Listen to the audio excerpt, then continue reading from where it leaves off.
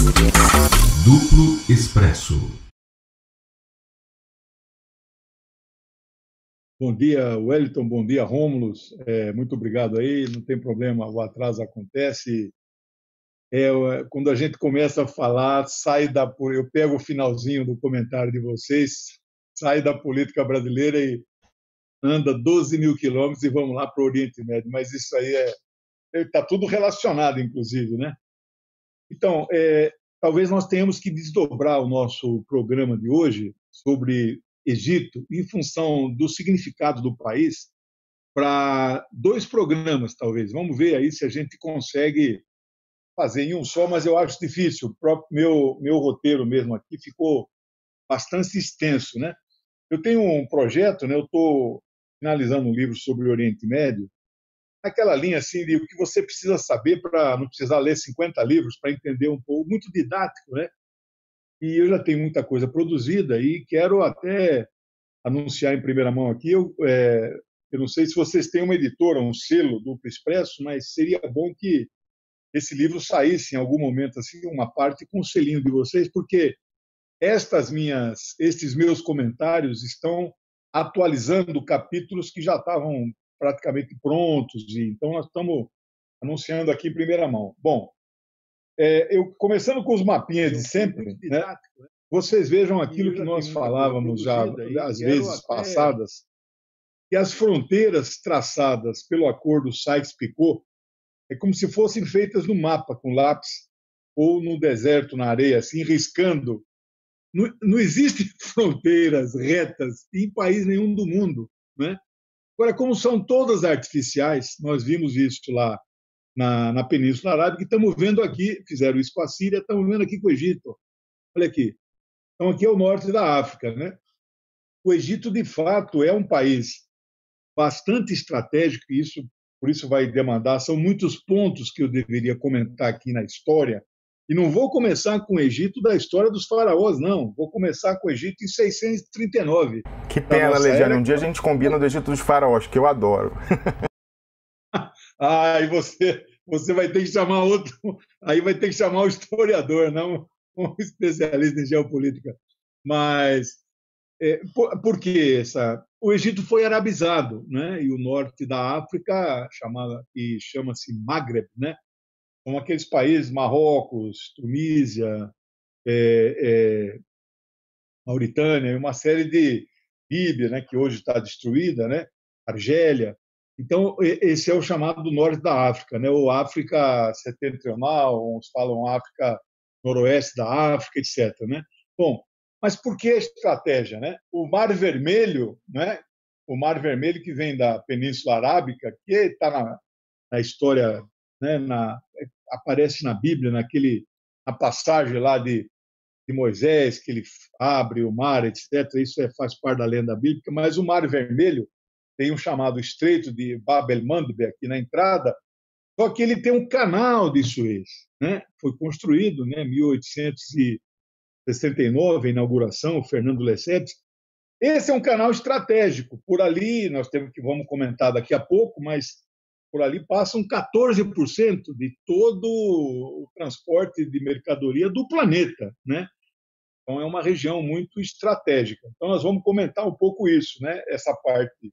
A partir de 639, nós vamos falar o domínio árabe inicialmente, depois o domínio britânico, né, que ficaram no país 72 anos, né? Eles saíram bem, vamos dizer assim, a independência foi reconhecida bem antes, 1922, né? Muito antes do que os outros países do acordo Sykes-Picot, né? Mas aí ficou lá uma monarquia decorativa, figurativa, que não vale nada. E a independência mesmo só veio com a República em 1953, né? E por que nós vamos ter que desdobrar um pouquinho isso? Porque o Egito, não só porque é o maior territorialmente, mas é o maior país árabe, se aproxima hoje de 90 milhões de habitantes. A Síria tem sua importância, mas tem um quarto disso, 25 milhões de habitantes, né? Mas o Egito tem fatos na história, né, que eu comentei rapidamente na semana passada da Síria. Eles criaram uma República Árabe Unida com a Síria, a RAU. Durou 3 anos só, mas por detrás disso esconde uma concepção né, do chamado pan-arabismo, né? Como é que pode um povo só, que fala uma língua só, ser dividido por 22 países, né? Então, uma concepção pan-árabe, né, que aparece no partido Baath na Síria, né, do Michel Aflaq, né, aqui no Egito vai ter reflexo também, e isso influencia. E Egito também não é um país qualquer, porque Egito tem Gamal Abdel Nasser, né, que foi o maior líder, né, histórico dos árabes. Eu não conheço outro nome que possa ter a dimensão, a estatura histórica de Nasser. Movimento Países Não Alinhados, né, terceiro mundismo, ele se aproxima da União Soviética, apesar de ter perseguido o Partido Comunista Egípcio, né, muito tempo, fechou todos os partidos. Né? Ele é ciclotímico, né? Tem hora que ele é muito progressista, tem hora que ele fecha tudo. Né? E, então tem isso. Agora, tem a Guerra dos 6 Dias. Né? Nós não temos como não falar, e aí não dá para... Eu sei que o Hélio sempre pede para a gente resumir a parte histórica e entrar na atualidade, mas tudo isso pesa no Egito atual, né? Porque desde a morte do Nasser em 1970, o Egito volta praticamente para a órbita dos Estados Unidos e desaparece no cenário. Né? Ele vai ter Sadat, né, que sucede Nasser, que é executado por um comando guerrilheiro jihadista em 1981. Né? Sadat é considerado traidor, né, entre os povos árabes, né? Não entre os governos, entre os povos. Né? Porque ele visita Israel, né? Ele fala perante o parlamento sionista, que é o Knesset. Né? Então tem isso. Depois tem Mubarak, depois tem a Primavera Árabe. Mas o Egito Árabe, então vamos começar nessa parte aí, 639, né? E quando Maomé morre em 632, aí começa a expansão, isso aí nós já vimos várias vezes, né? Eram 4 os califas chamados bem orientados. Califas houve muito na história, né? Vários, todos eles se proclamavam califas, mas os bem orientados foram 4, né? Abu Bakr, Omar, Othman e Ali, foi o último, né? O Ali é uma espécie de fundador do xiismo, né? Também já comentamos isso aqui, né? Em 639, né, toda a Península Arábica já tinha sido ocupada, a Palestina já tinha sido ocupada, aí eles vão para o norte da África, né, esse Império Árabe Muçulmano, e o Egito é inteirinho ocupado. Né? O que acontece? Né? O Egito era um país cristão, praticamente, toda a população, o cristianismo, dizem, dos mais antigos da história, né? O chamado os coptas do Egito, né? Não tem cristão católico no Egito, lá são só os coptas, né? Muito fortes lá, não é a maioria da população, os muçulmanos são a maioria. Mas o que acontece? Há um choque de 2 religiões, não civilizações, como disse Samuel Huntington, aquele equivocado analista e cientista político inglês, né? Bom livro, recomendo, mas estou em desacordo com a linha dele. Mas há de fato um conflito cultural. Chega uma civilização, chega uma cultura, chega um povo, chega uma religião nova para um povo que é cristão. Mas como o Islã é tolerante com o cristianismo e com o judaísmo, eles convivem, né? Mas então emerge uma outra, vamos dizer, uma outra sociedade. Então tem novidades nisso, né?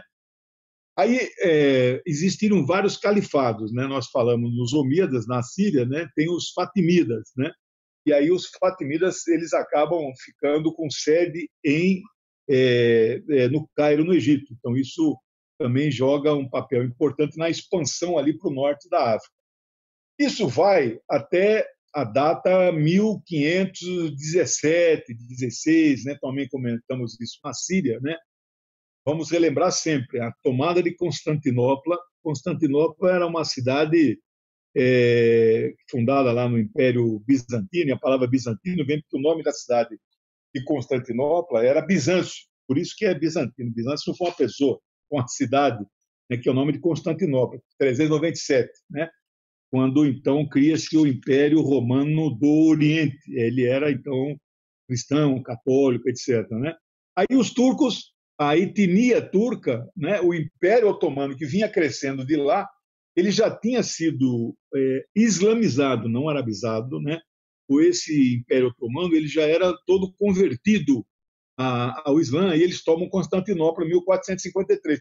E só chegam na Síria, na Península Arábica, e só chegam no Egito em 1517. Né?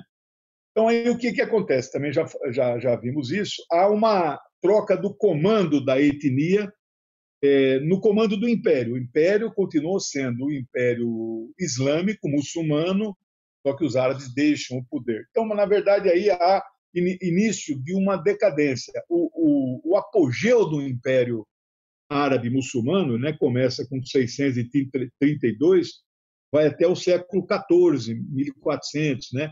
Aí tem o maior pensador, que eu estudo esse cara há mais de 20 anos, se um dia fizer doutorado vai ser sobre o pensamento dele, Ibn Khaldun, que é um grande filósofo, um grande sociólogo, né, que nasceu na cidade de Tunis, morreu no Cairo.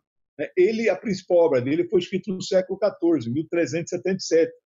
Ele é do norte da África, né? Ele é um magrebino, né? A sociologia dele é a dos berberes, a dos nômades, né? Mas ele é um cara maestro. Não vamos falar dele, um dia nós podemos falar de filosofia, posso fazer um resumo do pensamento dele. Mas é o auge. Aí entra em decadência, né?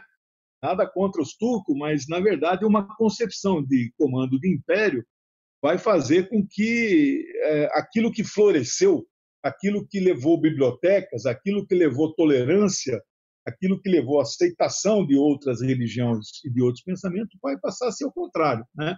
Bom, então nós temos esse Egito árabe. Depois, terminado isso, nós passamos a ter um Egito dominado como protetorado do Império Britânico. E protetorado é um termo mesmo assinado por um decreto de Sua Majestade lá na Inglaterra.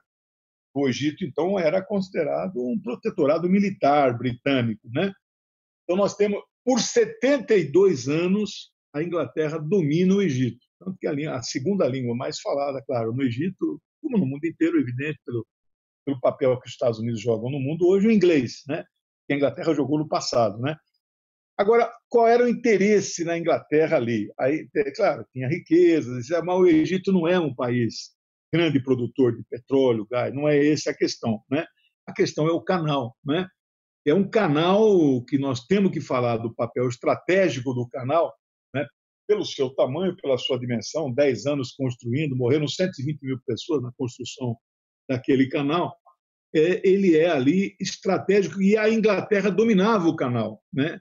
E a polêmica em relação ao canal, a receita, né, do navio ali, hoje, até nos dias atuais modernos, não é tantos navios que passam a travessia ali, demoram 11 horas. Né? Diferente do canal de Panamá, ele não tem eclusa. Né?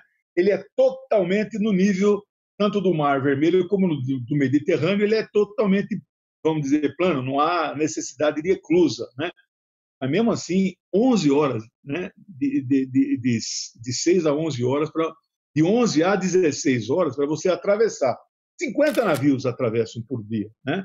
Agora, isso gera uma receita para o Egito, calculado em dias, em termos de valores hoje, 6 bilhões de dólares. Ô, Alexandre, desculpe, Alexandre, esse canal que você está falando lá do Egito é o canal Suez? É esse? Suez. Isso, o canal de Suez, é isso, exato.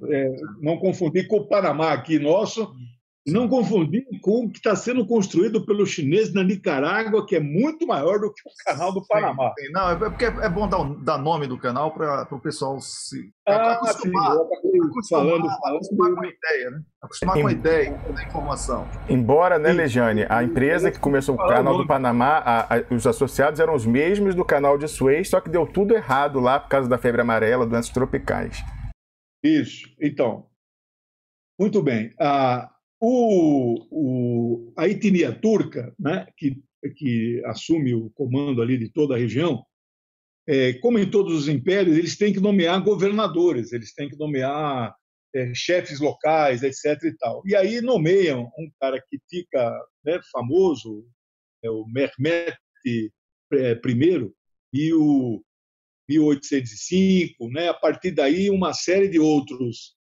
O neto dele, que na verdade vai ser mais ligado à Inglaterra, 1866, né? Que é o Pachá, né? Ele faz, de certa forma, muita modernização no Egito. Né? Começa uma certa industrialização muito incipiente ainda, né? Mas a grande questão, e com esse neto de Mehmet I, que é o Pachá, em 1866, o Egito instala o primeiro parlamento naquela região. Não tinha, né, não havia quase nenhuma... Mas, na verdade, é um parlamento que surge num modelo que é o parlamento inglês, que é aquela monarquia constitucional, né? Você tem lá um rei decorativo e tem um parlamento, né, que funciona. Bom, a questão do canal, como nós já colocamos, né, a Inglaterra tinha todo o interesse em manter a questão estratégica em suas mãos do canal, exatamente pelo valor agregado, né, que ele gera de receita, que não ficava, evidentemente, para o Egito, ficava para os cofres da Inglaterra, mas também você tem também a questão estratégica da passagem, da ligação ali da Ásia com a Europa, pelo mar Mediterrâneo, né? Então, essa é a questão estratégica. Bom, dito isso, né, concluímos aí, vimos essa questão do papel do canal, aí vem a questão mais importante na história do Egito, que é o movimento que liquidou essa monarquia de fachada, né? O último rei que eles de fachada lá teve Fuad, o último foi Farouk, é o rei também testa de ferro da Inglaterra. Ele é derrubado em 1953 por um movimento que entrou para a história como o chamado movimento dos jovens oficiais, né? Naquela época, tanto na Síria como no Egito, havia uma politização muito elevada nas Forças Armadas, de um modo geral, né? Entrar para as Forças Armadas, como academia militar, era seguramente também estar, ao mesmo tempo, entrando para a política, como se você entrasse em um partido, né? Bom, aí esses jovens oficiais, em 1953, Nasser nasceu em 1918. Esse ano aqui teria completado, em janeiro, 100 anos, se ele ainda fosse vivo. Então, o jovem Nasser, em 1953, né, era um jovem oficial que participou desse movimento, não tinha atingido ainda o alto oficialato, aqueles altas patentes, e derrubam a monarquia. Só que entre 53, né, e 54, quando ele assume, de fato, a presidência da República, há uma série de conflitos internos entre eles mesmos, né? O general que assumiu a presidência, o primeiro general que assumiu a presidência, não era de uma linha mais pan-árabe, o pano de fundo da discussão era o pan-arabismo, né? Que é um nacionalismo árabe muito radicalizado, vamos dizer assim, que defende a união entre todos os povos árabes num único país, mesmo que geograficamente ele seja meio, né, diferente. Bom, essa revolução, esse movimento, o Egito passa a ser, então, comandado por um Conselho do Comando Militar Revolucionário. Esse termo revolucionário, às vezes, dá a impressão que é uma coisa esquerdista, marxista, leninista, nada disso, né? Mas ele era revolucionário no sentido de que houve uma troca de comando do país, né? E provavelmente até aí precisa ser estudado melhor se houve uma troca do comando de classe. A origem de Nasser é uma origem muito humilde, muito simples, né? Ele nada tem a ver com a origem das famílias burguesas que, evidentemente, mandavam na política egípcia muito antes dele, né? Bom, aí então nós temos o período que começa o nasserismo. E aí o que Nasser fez logo que ele assume o comando do país como presidente, que vai irritar profundamente a Inglaterra? Ele nacionaliza o canal de Suez. Veja, nacionalizar significa que ele tomou as ações, é uma empresa o canal, como se fosse uma Itaipu binacional, é uma estatal, né, que administra aquilo, né? A maioria das ações dessa empresa pertencia à Inglaterra, a totalidade, na verdade, né? O canal era fisicamente só egípcio, mas ele era dominado, administrado, e seus lucros iriam só para a Inglaterra, né? Ele nacionaliza isso, mas não exclui a Inglaterra ainda de participação. Só que isso ele radicaliza. A Inglaterra, então, é colocada completamente à parte da administração e não tem mais poder de tomar nenhuma decisão referente ao uso do canal de Suez, né? Então, isso foi a primeira... Bom, quando ele faz isso, né, ele se afasta da órbita da Inglaterra, que já era um país, vamos dizer assim, e do ponto de vista do Império decadente, o Império que dominava o mundo, assim, praticamente era bipolar, né, União Soviética, mas o outro campo já não era mais a Inglaterra, era os Estados Unidos, né? Mas Nasser então sai dessa órbita de influência e vai passar a órbita de influência da União Soviética. Isso aconteceu na Síria, né? Nós também já falamos disso.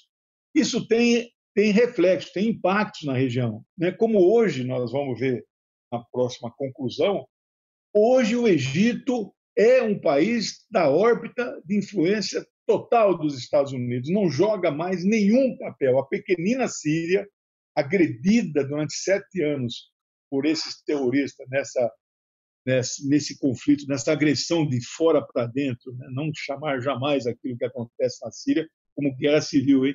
Vocês que gostam também de política internacional, ao comentar isso, não use esse termo que os sírios ficam bravos. Né? O Egito, então, vai para a órbita da União Soviética. Isso aí tem um papel, tem uma repercussão. Né? Bom, aí, então, isso vai também, evidentemente, irritar Israel, que faz, inclusive, uma provocação e tenta também tomar uma parte do controle do canal, como da Península do Sinai. Vamos ver isso na Guerra de 67, na Guerra dos 6 Dias. Né? Mas é interessante, fazendo só um parêntese aqui do futuro. Né? Em 73, Nasser já tinha morrido fazia 3 anos, e o Sadat, Anwar Sadat, que era amigo dele, vamos falar depois, assume o comando. E há uma provocação, Israel ocupa, né, uma parte grande do canal ali, né? Só volta para as mãos do Egito depois de 1 ano de negociações, né? Bom, então nós temos essa situação, né, que marcou muito a administração Nasser, mas não foi só isso. 2 anos depois, ele nacionaliza o canal. Em 1958, ele cria alguma coisa inédita no mundo árabe, que era uma aspiração antiga dos aflaquistas ou dos baatistas. Michel Aflaq é o fundador do Baath na Síria, né? Mas esse é um partido pan-árabe, ele tem seções em todos os países árabes, inclusive no Egito. No Líbano, agora, nas últimas eleições, em maio, que o Hezbollah venceu em aliança, o Baath participou, disputa, né? Os partidos sírios, de um modo geral, junto com o Baath, mas tem outro, Partido Nacional Social Árabe, né, o PNSS, ele também tem concepção pan-árabe, ele tem vários países, seções, né, que disputaram a eleição no Líbano, inclusive. É o mesmo partido que tem na Síria, tem no Líbano, tem no Iraque. É interessante isso, por causa dessa concepção pan. Né? O Nasser cria, junto com a Síria, a República Árabe do Egito, a RAU. Durou 3 anos, 58, 61. Esse foi um tempo pequeno, mas o que mais chamou a atenção, e chama, claro que nós aqui, tão longe, 12 mil quilômetros, estamos sabendo desse detalhe, né? Nasser aboliu as nacionalidades, tanto egípcia quanto síria. Você não era que nem na União Soviética, eram 15 repúblicas, né? Você não se dizia, eu sou Azerbaijão, eu sou Turcomenistão, não, eu sou soviético. Era uma nacionalidade única. No Egito, a nacionalidade, e na Síria, passou a ser árabe. Não é nada disso, eu sou sírio, eu sou egípcio, sou árabe. Isso para a época, foi um avanço muito grande. Infelizmente, por conflitos, uma série de... Não é o caso de entrar aqui, mas o Nasser era estatista. Né? O socialismo árabe que eles expressavam não é o nosso, vamos dizer, o socialismo marxista, mas uma concepção de presença do Estado bastante grande. Né? Então, ele era estatista, né? O Nasser. Né? E havia contradições, evidentemente, com a burguesia egípcia, que não aceitava isso, essa coisa de mais mercado e tal. Não porque o Egito joga um papel importante hoje, né? Mas porque o Egito teve um papel na história. E resumir a história do Egito em 30 minutos não é fácil, por causa desses grandes acontecimentos. Né? Bom, então, para finalizar, em 1958 até 61, o Egito vive uma situação inédita. Quiçá outros países árabes pudessem ter aderido a esse projeto de República Árabe unida, unificada, né? Eles têm a mesma história ancestral, eles têm a mesma língua, eles têm a mesma tradição, culinária tem a mesma influência, né? É o mesmo povo, né? E uma mesma nação, repartida em 22 países. Então, Nasser ele tenta edificar aquilo que é o princípio básico do pan-arabismo, que é a unificação num país único, e hoje, como nós já vimos também, os árabes já atingem 400 milhões de habitantes. Seria hoje estaria entre as 6 maiores, se fosse um país único, de uma população única, né? Seria maior que os Estados Unidos, né? Então, é uma questão importante. Bom, e aí, concluindo, a República não deu certo por causa desses conflitos internos, né? Estatismo versus livre mercado, burguesia local, etc. E aí acabou dissolvendo, né? Mas mais por interesses da Síria, a luta interna na Síria, do que propriamente no Egito, né? Na verdade, foi como assim se o Egito ocupasse a Síria, dominasse a Síria, nomeasse os governadores, né, sírios, né, como vamos dizer na época das capitanias, cada estado tinha um donatário, né? Então nós temos no caso da Síria tinha um governador que era nomeado por Nasser, né? Houve essa contradição e acabou não dando certo, né? O embaixador já chegou, nós estamos concluindo. Só para resumir, o que vai ficar para a semana que vem? Muita coisa, né? Eu vou falar da fundação, em 1928, de uma instituição que tem hoje o braço em 70 países, chamado Irmandade Muçulmana, né? Que é a mãe, né, teológica, a mãe do Hamas, é a mãe da Al-Qaeda, é a mãe do Estado Islâmico, é a mãe do califado, islâmico, que é o grande sonho do Erdogan de ser o grande califa na Turquia. Então, essa Irmandade, fundada em 28, nós vamos falar um pouco em detalhes quais são a sua orientação, o seu lema.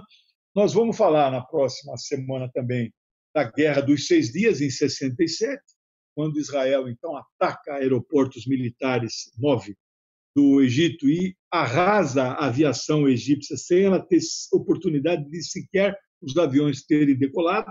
Nós vamos falar da morte do Nasser e os que o sucederam.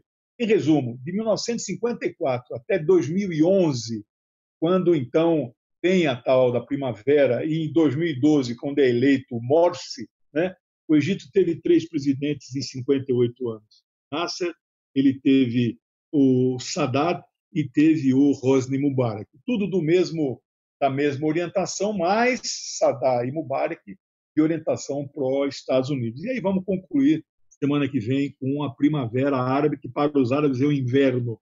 Até hoje nós temos aí estudos, não há muito claro isso, com provas documentais, mas há fortes indícios de que teve o dedo da CIA para fazer aqueles levantes que aconteceram via Facebook. Muito obrigado. Um abraço para vocês, bom trabalho aí. Bom dia, Lejane Mihan, bem-vindo ao Duplo Expresso mais uma vez. Bom dia, Wellington, bom dia, Rômulus, bom dia, ouvintes, e agradecer mais uma vez o convite, né?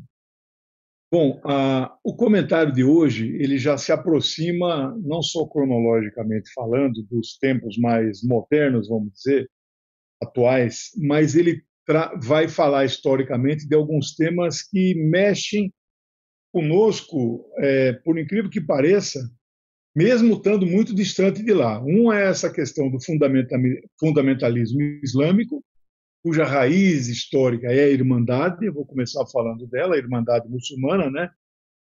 E o outro é uma das guerras que Israel fez contra os árabes, que foi a famosa Guerra dos 6 Dias de 67. Nós, então, vamos tratar desses 2 aspectos. E aí vamos chegar no Egito atual que eu digo de 2011 para cá, quando aconteceu aqueles levantes fenomenais. Alguns autores chegam a falar Revolução Facebook.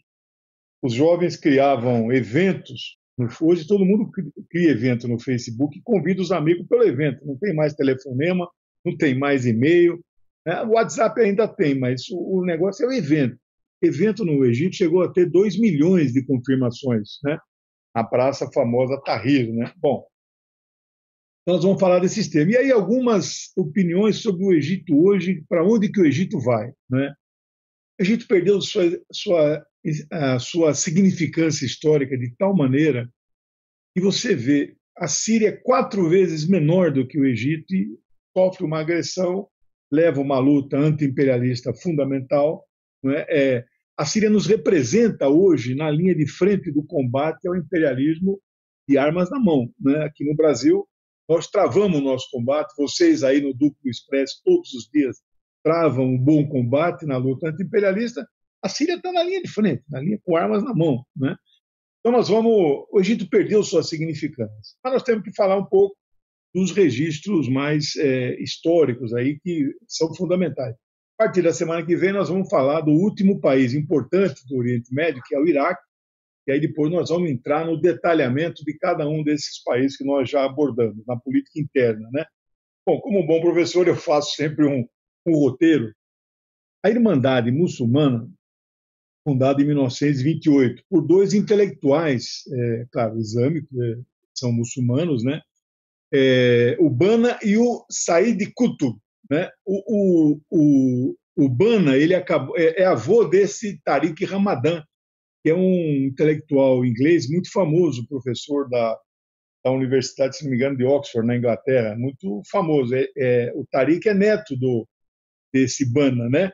Eles são fundamentalistas no sentido da interpretação literal daquilo que está escrito no Alcorão, ou Corão, como dizem os árabes, né? Corão, né? Bom, aqui no Brasil a gente ouve falar de pentecostalismo e neopentecostais, né? Ou fundamentalismo cristão, ou fundamentalismo religioso que tem uma componente sionista, como nós, inclusive, já vimos. Né? Veja só, eu até anotei aqui qual é o lema da Irmandade, né, desse fundamentalismo. Todo mundo sabe, se não sabe, vou falar aqui. A Sharia é a forma que o Islã prevê da aplicação da justiça islâmica. Então, o Egito vive essa dualidade. Eles não desconsideram a Sharia, mas o Egito tem uma justiça comum, né? Uma justiça, vamos dizer, laica, entre aspas. Né? O Egito foi um país laico muito tempo. Né? Agora, hoje ele convive com a força da Irmandade Muçulmana, ele convive com também aspectos religiosos da Sharia. Né? Então, veja o lema da Irmandade. Alá é o nosso objetivo. Alá, Deus. Mohammed, Maomé, é o nosso mensageiro. E o nosso exemplo. O Alcorão é a nossa constituição, ou seja, a essência daqueles fundamentalistas islâmicos teocráticos defendem países que... Para que a Constituição se nós temos o Corão? Né? A Arábia Saudita não tem Constituição. O Irã tem Constituição. Já vimos isso. O Irã não é um país teocrático, é um país democrático, mas do ponto de vista da democracia islâmica que nós temos que respeitar essa diferença. A jihad é o nosso método. O jihad aqui, é bom dizer, muito o Ocidente usa o termo jihad como a Guerra Santa. Né? Não é verdade isso. Jihad, a tradução mais literal e religiosa, correta, é o esforço para você atingir, então, essa relação com a divindade. É um esforço, diz respeito ao esforço. Se esse esforço implicar você suprimir a sua própria vida, também você está dentro da jihad. E o martírio é o nosso desejo.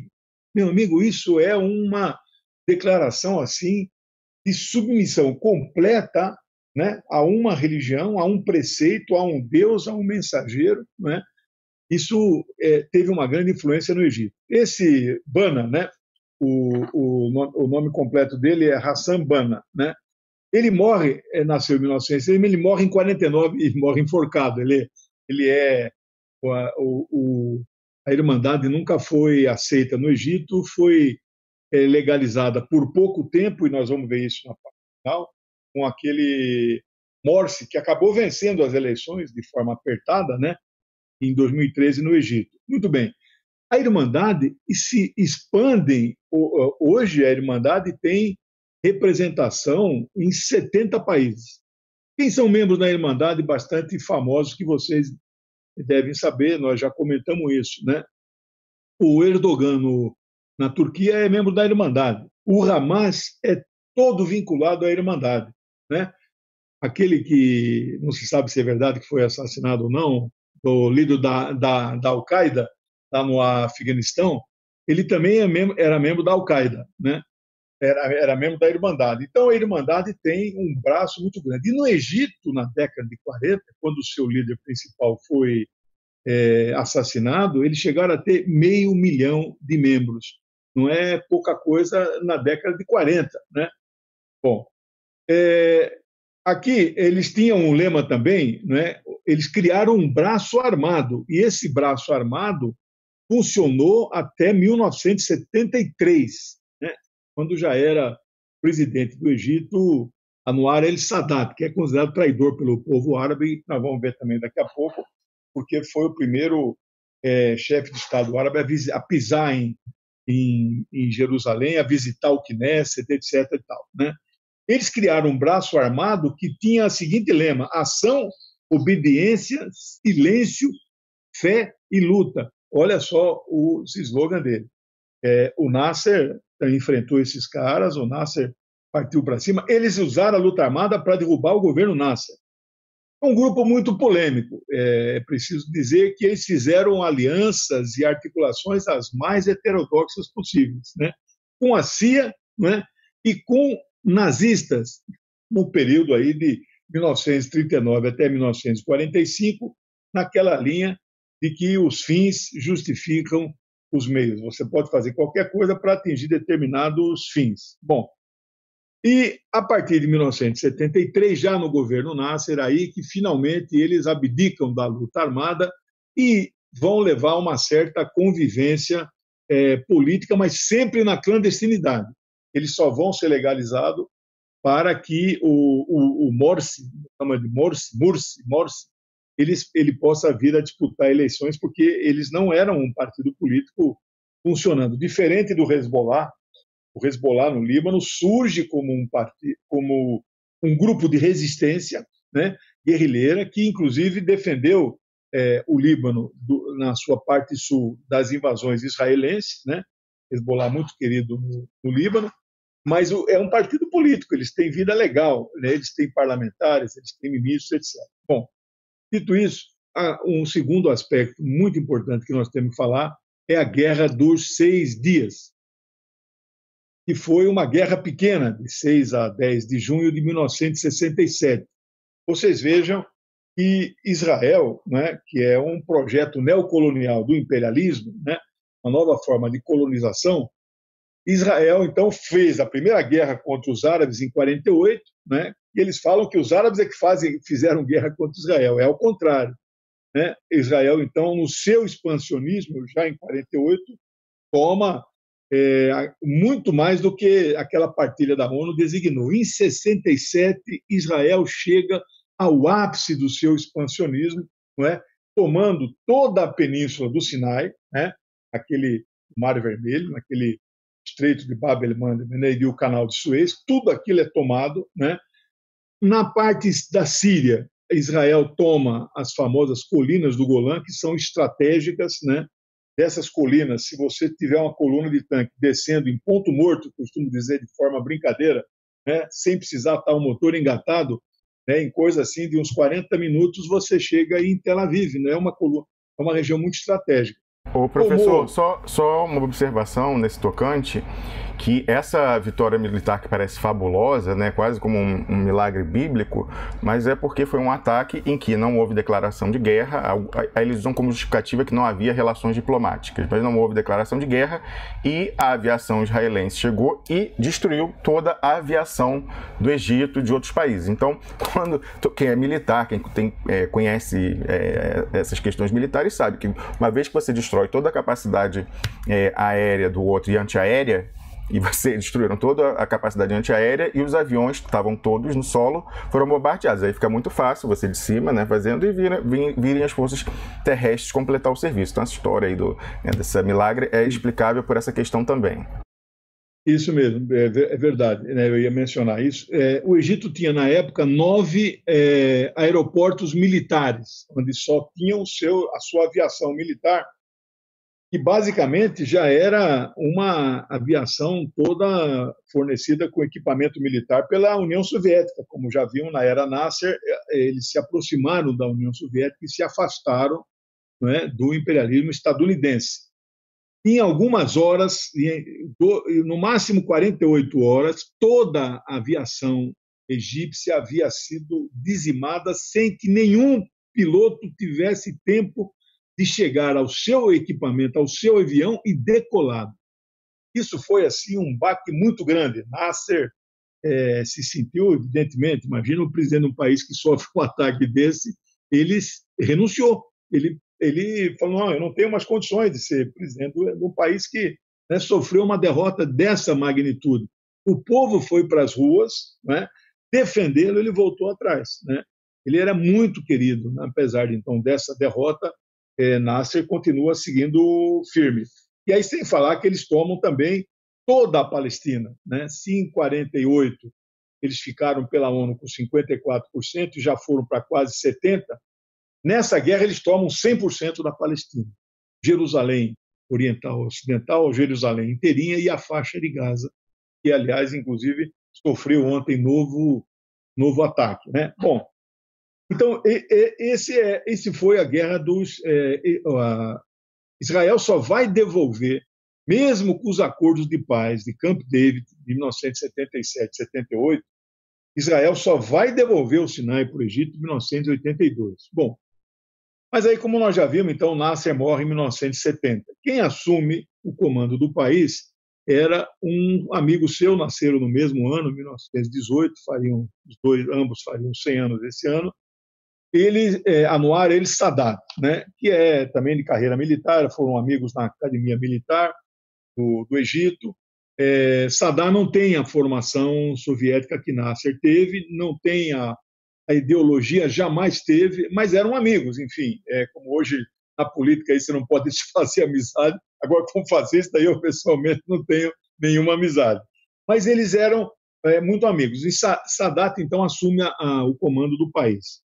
Sadat, por que é considerado traidor? Ele visita Israel em 1977, é recebido no parlamento do Knesset, é aplaudido de pé, etc., mas é considerado um traidor dos povos árabes, né? Não dos governos, porque os governos a maioria são pró-Israel e pró-Estados Unidos, né? Mas ele também perde uma guerra de 1973, que é a chamada Guerra do Yom Kippur, né?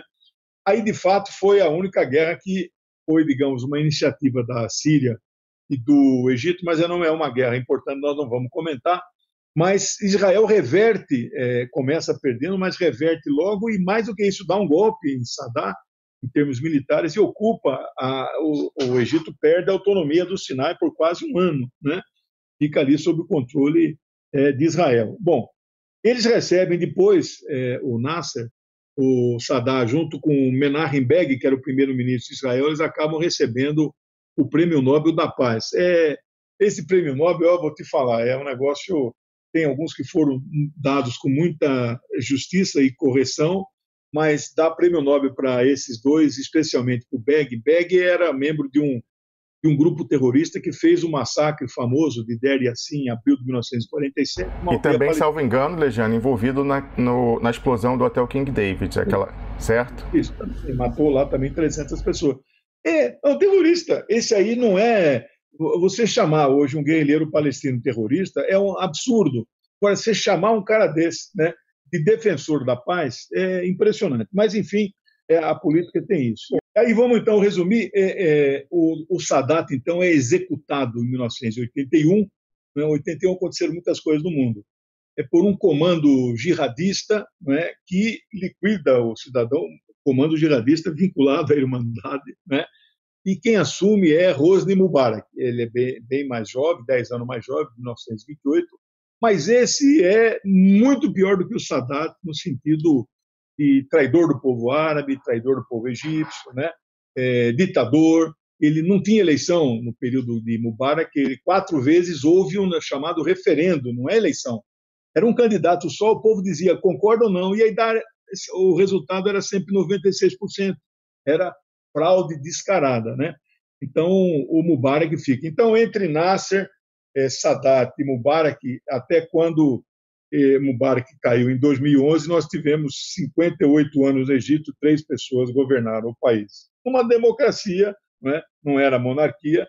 Bom, e aí então chegando na atualidade, né? Em 2011 surge a Primavera Árabe. A Primavera Árabe, que para os árabes não foi primavera, eles não gostam desse termo, a imprensa precisa criar um nome, como esses bandidos que tem por aí, é o maníaco do parque. Eles dão um nome assim porque eles não sabem o nome real, né? Então inventaram primavera. Para os árabes, aquilo é considerado um outono, foi um massacre, não há.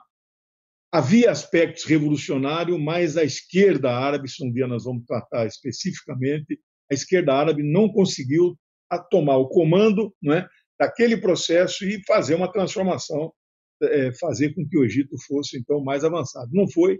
O resultado daquilo foi a eleição de um homem da Irmandade Muçulmana, uma votação apertada, 51% a 49%, mas foi vitória da Irmandade. Parecido com o que foi a eleição da Dilma e do Aécio aqui, 41 a 50, 49 a 51. Né? Bom, essa primavera, ela então já teve esse aspecto aí da chamada revolução, alguns usam o termo de revolução Facebook. A Praça Tahrir foi o centro de comando, não é, daquela resistência. Muitos estudiosos hoje estão aí revendo documentos, olhando, analisando em que medida esta chamada primavera, mas alguns usam o termo até hoje, Revolução Árabe. Eu usei esse termo em 2011, né? Estou revendo também isso, e eu, do ponto de vista marxista, eu explicava, de fato, o significado do conceito revolucionário, né? Os de baixo já não aceitam mais ser governado como antes, e os de cima já não conseguem mais governar como antes. Então, de fato, tinha características revolucionárias, só que não havia partido revolucionário que conseguisse. Mas isso é assunto para outro debate. Esse movimento, então, resultou na queda de Mubarak, que assumiu a presidência por um período curto, menos de um ano, um cristão copta, né? Adli Mansur, pelo nome você sabe se é cristão ou não. Ele é o presidente da Suprema Corte, convocou eleições e o Morsi ganhou as eleições, né? A Irmandade Muçulmana, ela foi legalizada no chamado Partido da Liberdade e da Justiça, PLJ, né? E foi muito bem. Esse partido hoje já está na clandestinidade. O Morsi já está devidamente preso porque ele governou pouco tempo, né? E aí temos que falar rápido dele. Ele fez o quê?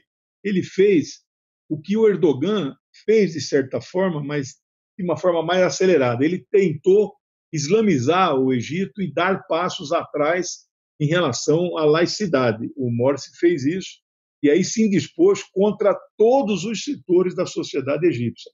A cena onde o Sisi, general, que é hoje presidente eleito pelo voto direto com 96% dos votos, né, com apenas 2 candidatos, quando ele era presidente das Forças Armadas, ele deram um ultimato às Forças Armadas de 48 horas para o Morsi voltar atrás, inclusive revogando uma Constituição que ele impôs ao país sem nenhuma discussão, uma Constituição que quase que coloca a Sharia como a justiça islâmica como principal, colocando secundário a justiça comum civil, né? E aí o Morsi não recuou, inclusive, mas eu me lembro bem, na época, eu assisti às TVs árabes que a gente vê com legendas em inglês. O Sisi deu uma declaração, ao lado dele estavam todos os partidos políticos do Egito, a Suprema Corte, uma espécie de papa dos coptas, né?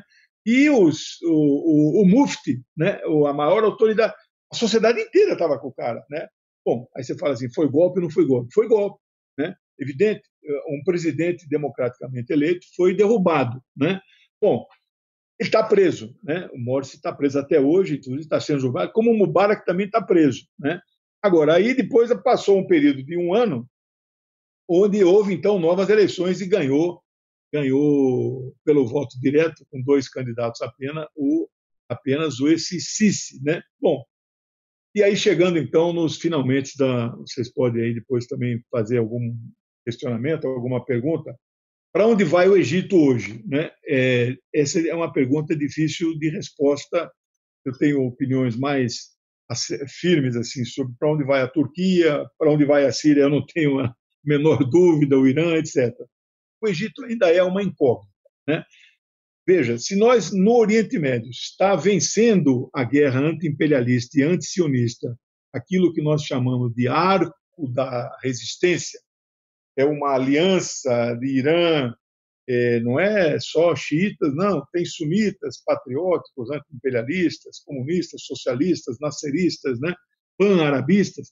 Essa aliança que envolve aqueles países que nós citamos sempre, é um quarteto, né, Irã, Iraque, Síria e Líbano, e mais o Hezbollah e mais esse.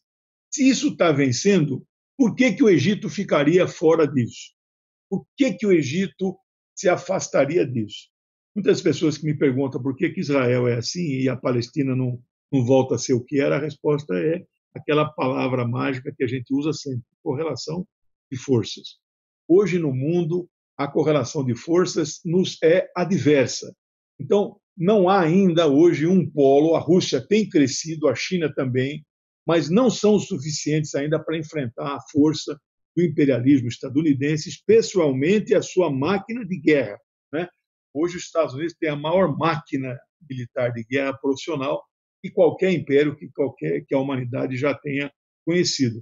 Então o Egito, ele vive nessa órbita. Ele recebe por ano, o Egito, 2 bilhões de dólares de dinheiro do Tesouro dos Estados Unidos, o mesmo valor que Israel recebe.